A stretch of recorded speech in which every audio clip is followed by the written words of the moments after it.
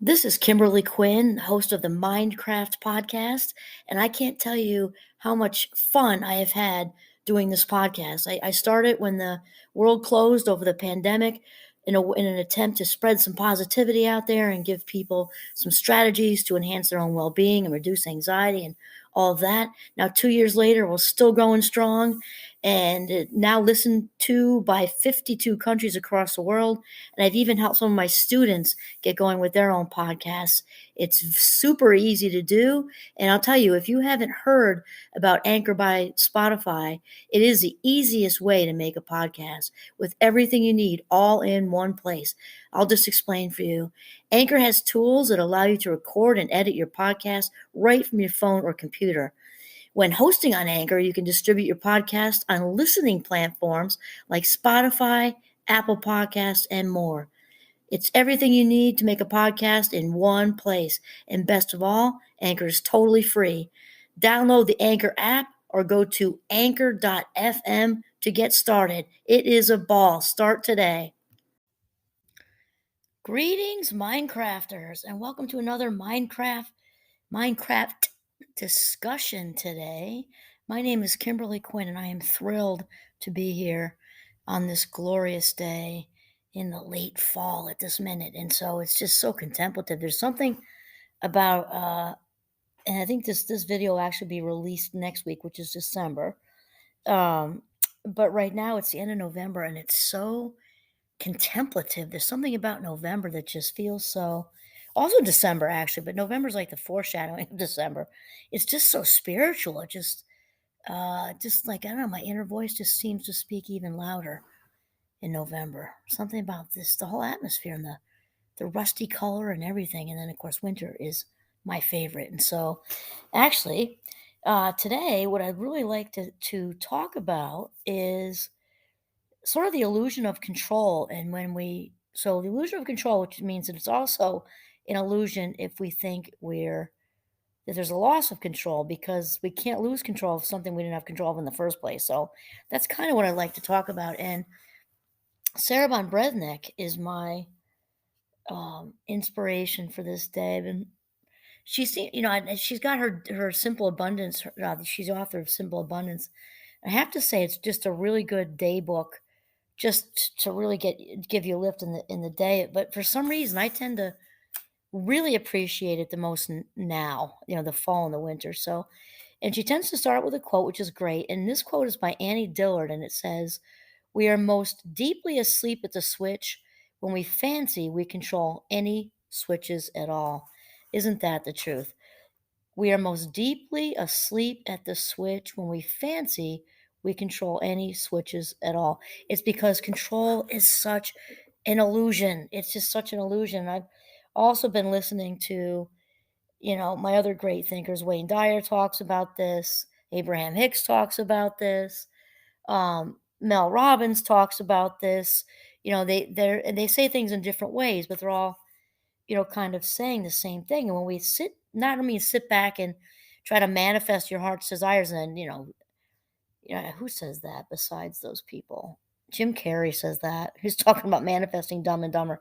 It's like, you don't just, have this really heartfelt, authentic desire and then say, okay, and then, sit on the couch and have a sandwich. It doesn't work like that. But as far as controlling and allowing and being in this place of allowing and being receptive, this truly is the ticket. It doesn't mean be lazy. We're talking about mentally, emotionally, spiritually, allowing, having the courage to allow life to unfold. And it's just works out so much better for us. So, and I also really like how sometimes Sarah spices things up with these stories that are usually, just old and cool. And so she starts out by saying, "Life is an illusion," the notorious World War I double agent Mata Hari confessed in 1917 as her eyes met a French firing squad. You know what they say about confessions on the way out? It's the truth whether you believe it or not. Wow. Certainly, Mata Hari lived the ultimate illusion. She was all things to men. I guess let your mind take that away. At least until she gave herself away by assuming she had it all under control. First, she seduced French officers into divulging military secrets that she passed along to the Germans.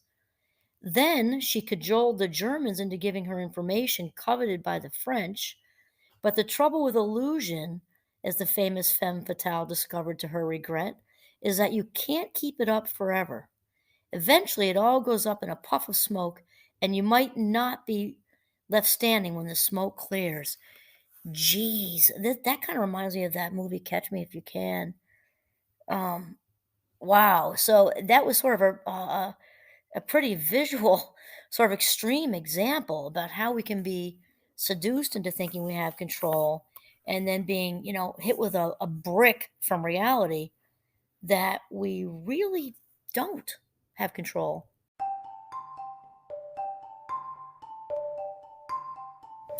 And if we think about it, how much sort of mental torture we put ourselves through.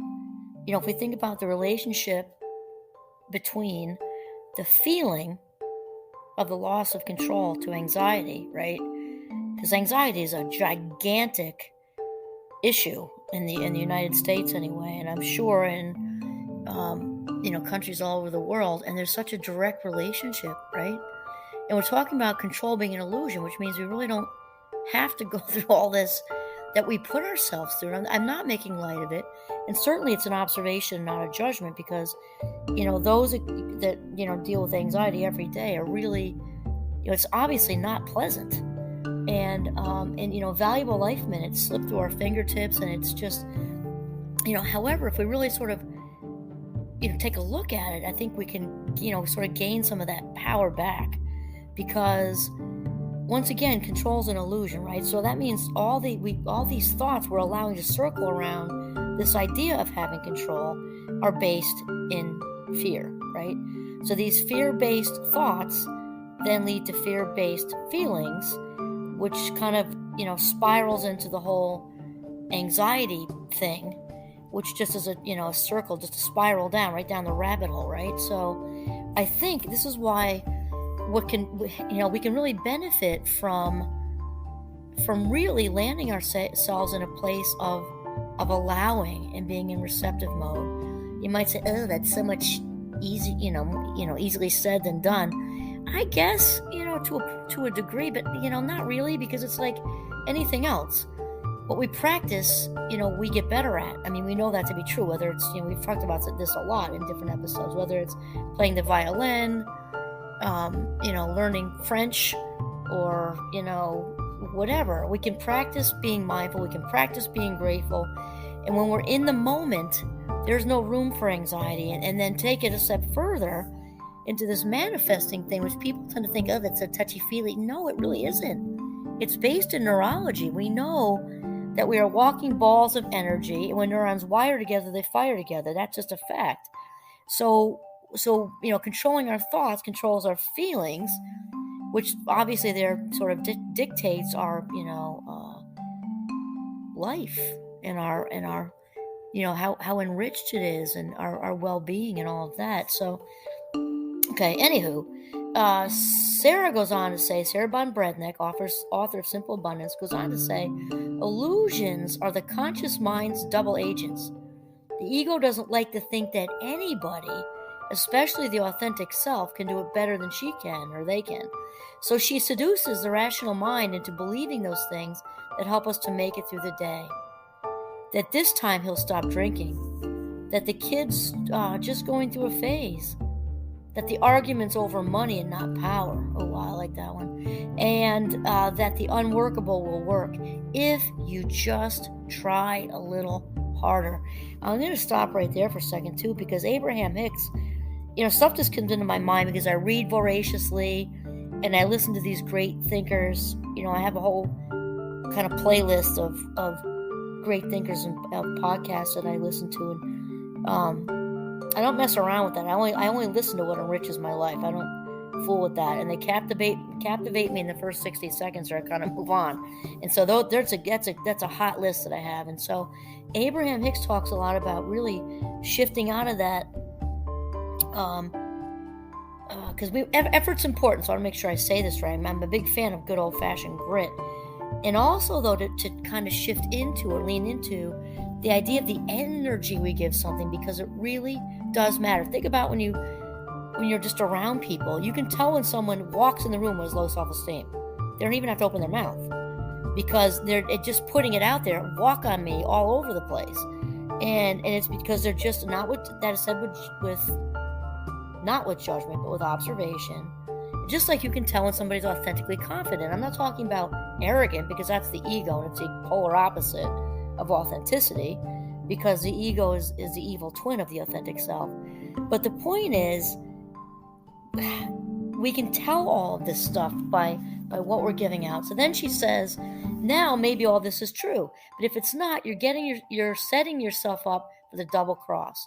When the subterfuge succeeds, the master illusion, the mind's Matahari, moves in for the kill, convincing you that life can be manipulated.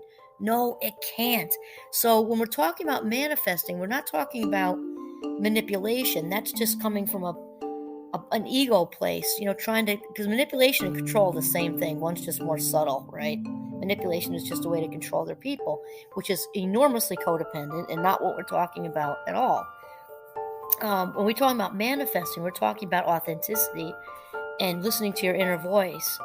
And, you have to find out what your heart's desire is, then give you permission to have good stuff, and then start to really listen to those whispers, as Oprah says, before they turn to bricks. So we're not talking about being manipulating. That is all the ego. So, and this contributes to our dis-ease, because when we're locked into having our needs met externally, we are not comfortable, because we're giving other people the control over us. So that's the thing.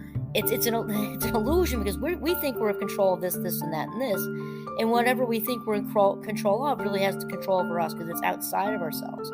Only when we bring the needs into the living room, into the frame, are we really at the helm and the author of our own script? Okay, so she says, life can't. I better back up so that makes sense to everybody. When the subterfuge succeeds, the master illusion, the mind's Matahari, moves in for the kill, convincing you that life can be manipulated. And then Sarah says, life can't, but we can. A few weeks go smoothly at home and work, and suddenly we secretly succumb to the lure of thinking we can control relationships or the course of events. We line everything up in perfect order so that, through sheer force of will, we'll be at the right place at the right time. And when we become addicted to thinking we can control another person's behavior or particular outcome, we're as vulnerable as a crack addict who thinks this hit will be her last. Oh my gosh, I love that.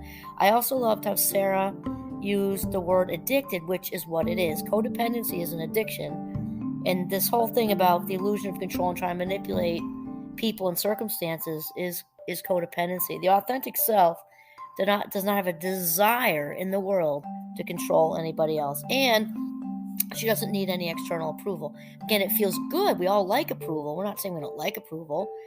I'm fortunate enough to be in such a positive, wonderful community at Champlain, and we tell each other nice things constantly, and it feels good. The difference is we don't want to go looking for it, okay? Because that's all codependent stuff. So here we go. High on determination, we assume we can handle the day, the deal, the deadline, the divorce, the disease, if we can just keep everything under control. When we can't, we spin dangerously out of control and into a nosedive. This is just the way I think of, like the whole house of cards falling down. And that's when it often takes that for us to get it, that we're not, in charge, really. And then she says, as Melanie Beattie, I love her. She's the author of Codependent No More. Anyway, as Melanie Beattie reminds us in, the language of letting go, whatever we try to control does have control over us and our life. That right there is the paradox. Whatever we have we feel like we have the need to control, which again is an illusion. Authentic needs are inside of us. That actually is controlling us. That's the irony. And then she says, and while we might walk away from the wreck, we're often more upset by the loss of the illusion than by the reality of the rubble. That is a big sentence. We're hanging on to this illusion, this fantasy land, fakey, fakey, fake, fake, okay? And then we get hit with the so when the house of cards, the house of codependent cards collapses, we're left with the rubble. Okay, and then she says, the good news is that we can pick up the pieces and salvage the best of a bad situation, but only after we become aware that we have unconsciously betrayed ourselves. That is so freaking huge. And right now I'm thinking of one of my other great thinkers. I go in JAG, so I was on a Brene Brown. Well, I've been on more than one Brene Brown JAG, and she's in my friendship circle with Oprah. Neither one of them know, but we're dear, dear friends. And Brene Brown really does some good stuff with this, and boundary setting, and basically staying within the frame, because she says the worst thing we can possibly do to ourselves is betray ourselves. And we do this, and there's a spectrum. Remember, life is a spectrum in general, so we can betray ourselves a little bit to a lot.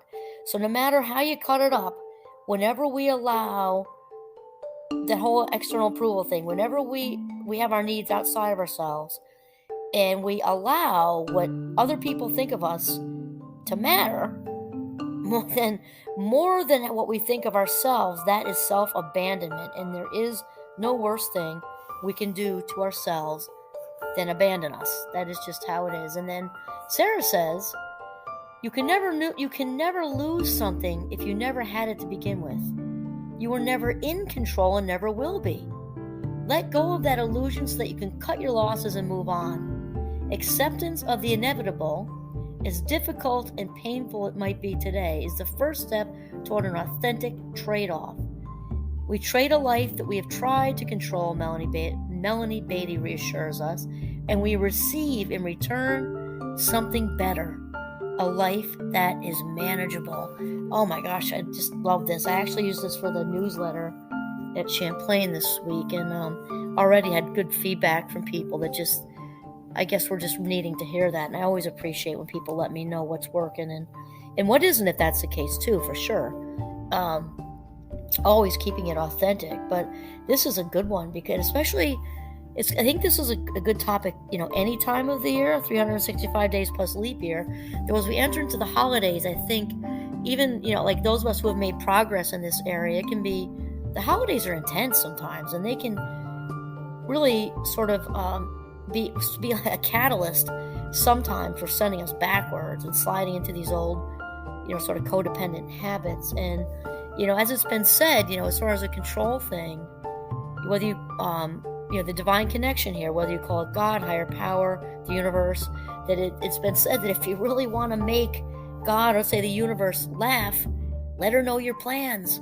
So it's a much better idea to start practicing being in a place of allowing and being in receptive mode, and then focus on really listening to that inner voice and listen to the direction where you are really meant to be headed.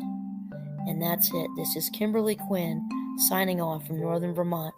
Have a mindful day and enjoy the holidays.